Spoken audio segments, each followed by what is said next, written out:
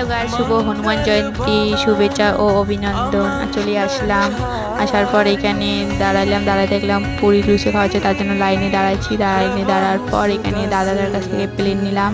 Plane নেওয়ার পর ভিতরে আসলাম, ভিতরে এসে এখানে বুন্দিয়া দিল, বুন্দিয়া নিলাম। তারপর এখানে সবজি দিল, সবজি নিলাম। তারপর এদিকে পুরি দিল, পুরি নিলাম। নেওয়া হয়ে গেছে, এখন এদিকে বের হয়ে আসলাম।